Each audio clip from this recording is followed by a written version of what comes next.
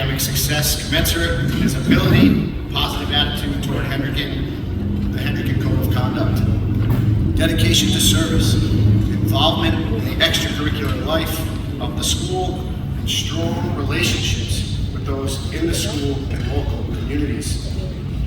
The award has been given each year since Bishop Hendricken's first graduating class in 1962. The Man of the Year is chosen by the graduating class and faculty. And this year's Man of the Year is none other than #1 in his class, Daniel D'Alessio.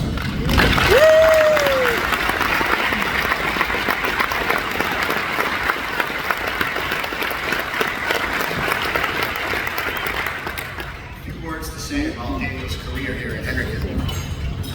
An exceptional student, Dan has earned admission to the top colleges and universities, Harvard, the University of Notre Dame, and the University of Pennsylvania, amongst others.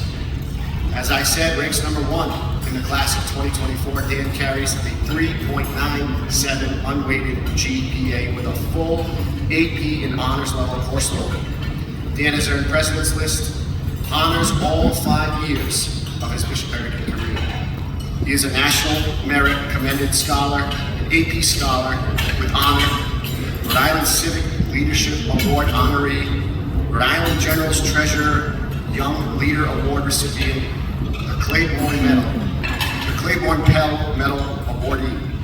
He has been inducted into the National Honor Society, National Spanish Honor Society, National English Honor Society, and the Mu Alpha Theta National Mathematics Honor Society. This year, Dan earned the Second Lieutenant Richard D. McKenzie 1963 Memorial Book Award and the Lieutenant Governor's Advanced RI Leadership Award. A force for building community, Dan has taken charge of enhancing student culture, climate, and spirit. Elected Student Body Vice President, he has stewarded school-wide events like Olympic Day, Clash of the Classes. This fall, he co-hosted and developed iHawk Radio, Bishop Hendricken's first ever podcast for prospective and incoming students, which I wanted to be on, by the way, but didn't make the cut. Dan has been a member of the Leadership Academy, Ambassadors Club, Mock Trial, Peer Mentors, Peer Ministry, and the Stock Market Club.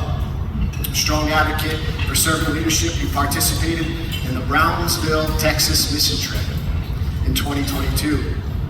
Outside of Hendricken, Dan volunteers for the Coventry West Greenwich Lions Club. And next year, Dan will pursue a business-related course of study at the University of Notre Dame. I mean it when I say Dan has a burning desire and an inspiring attitude to make communities like Bishop Hendricken better. And I have no doubt that he will continue to do so. A faith-filled student who continually uses his ideas to improve our whole school community. Dan has demonstrated that as a servant leader who truly understands the value of Hendricken. Ladies and gentlemen, please join me in welcoming Bishop Hendricken's 2024 Man of the Year, Daniel D'Alessio.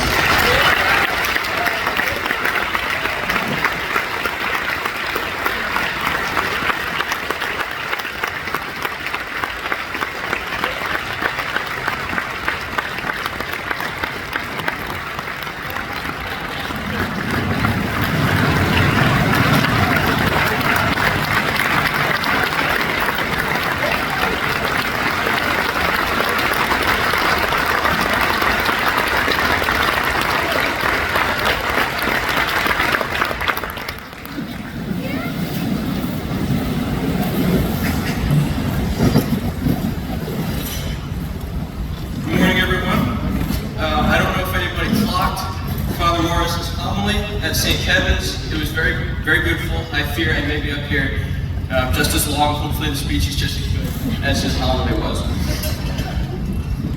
I would like to thank everyone who's here today. Bishop Henning, Father Marciano, Father Morris, Principal DeCiccio, Assistant Principal DeSimeon, faculty, staff, distinguished guests, my fellow classmates of the class of 2024, and most especially my family, which has sacrificed so much so that I could go to Hendricken and be where I am today. It is my distinct honor and privilege to stand before you and speak as Bishop Hendricken's 2024 Man of the Year. Before I begin, I'd like to mention that there were 10 nominations for Man of the Year this spring, a testament to the character of our class. All candidates are truly exceptional Hendricken men who would have been an excellent fit for this award without a doubt. I would like to acknowledge one candidate who truly embodies what it means to achieve academic success while also dedicating himself to service, having a positive attitude, establishing strong relationships in the Hendricken community, and being highly involved in extracurricular life. Ladies and gentlemen, would you please join me in a round of applause for my good friend and the recipient of the Principal's Leadership Award, Charles Kretzer.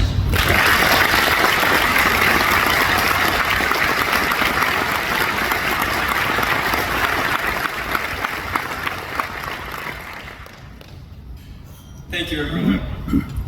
I would now like to share with you the most impactful parts of my 5-year Hendricken experience. In choosing to attend Hendricken as an 8th grader, I left my friends and started a new journey. I wish I could tell you I boldly faced my future alone, but that would not be true. Feeling nervous in the summer of 2019, I desperately asked one of my friends if he would be interested in coming to Hendricken with me. To my surprise, that friend, Nolan LaBerge, with about 4 weeks left until the school year, said, "Okay, I'll go." Although neither of us were even Hendricken students yet, this was my first taste of the brotherhood. I will forever be thankful for his choice to embark on an unknown journey with me, one in which he has never left my side. What Nolan and I can now tell you is that our fears of Hendricken were unfounded.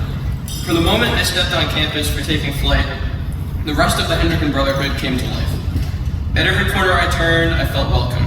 When I joined the Ambassadors Club, I met men whose passion for Hendricken inspired me. Through mock trial, I met Noah Sullivan, who immediately took me into the club and became one of my closest upperclassmen mentors. I even stepped outside my comfort zone and dipped my toe into the arts. And while I am no longer an art student, my participation in the fall musical All Shook Up was another way for me to meet upperclassmen that I could look up to. Every positive interaction I had made me determined to leave my own mark on Hendricken. It is my sincere hope that as an upperclassman, I have not only made myself and my family proud, but also have worked to maintain the brotherhood so that it works its magic for each and every Hendricken student who goes here. I hope that every incoming freshman or 8th grader feels at home, can make new friends, and is encouraged to try new things. I hope that somewhere along the way, I have inspired someone to be their best, as upperclassmen did for me. When one of my friends, Ben Moore, recently told me that he looked up to me as a mentor himself, that truly meant more to me than any single achievement or title that I have obtained here. Ultimately, I hope that Hendricken will always be a place where students feel welcome, just as made me feel 5 short years ago. It is true that when you attend Hendricken, you will meet friends that you will have for the rest of your life. I have made many close friends within the class of 2024 over my 5 years. People like Charles Kretzer, Nolan LaBerge, Blake Lukens. I don't know where Blake is.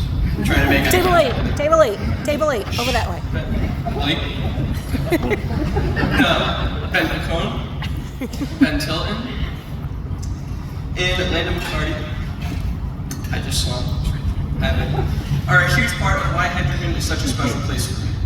While those names are unique to my experience, I can say with full confidence that every student listening can name those individuals who are always there for them. Hendricken is like a second home, but it is also a tremendously challenging experience. Every class you take, sport you play, extracurricular you involve yourself with is something that must be balanced. Hendricken pushes us to our limits, and it is our friends that get us through it in the end. I really bonded with Charles in my junior year when he joined mock trial. Now in my senior year, we talk most mornings on our way into school to discuss successes, failures, and everything in between. It is small gestures like this that make me value Charles so much. Nolan, my earliest brother Hawk, is someone I've shared countless rides with to and from school, baseball games, practices, and other school events like fall and spring musicals. It was during these car rides that we also got to know each other on a much deeper level. Nolan is someone who I am proud to call my best friend. I met Blake Lukens playing baseball, and we grew closer in sophomore year chemistry with Mr. Brendan Moore. Blake may be one of the funniest people I know, even if sometimes his humor tests my limits. He makes me laugh more than anyone else. Everyone needs that friend in their lives. Ben Picone was one of the earlier friends I made in the 8th grade, and like Blake, we played baseball together. I will always cherish our days playing Connie Mack in the summer. We have 1 year left. I'm looking forward to it. And how Ben has opened his home and even his vacation home to me on multiple occasions. Ben Tilton I also met in the 8th grade, and he is truly a source of inspiration for me. He has faced an abundance of adversity, even just recently tearing his MCL and LCL in the spring of his senior year. His encouragement and example of perseverance never ceases to inspire me to achieve my own goals.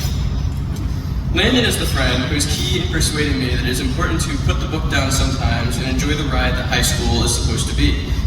I've often found myself having fun with my friends for no other reason than his simple voice over the phone saying, like, don't be lame, like, just, come hang out, you have a good time, you do.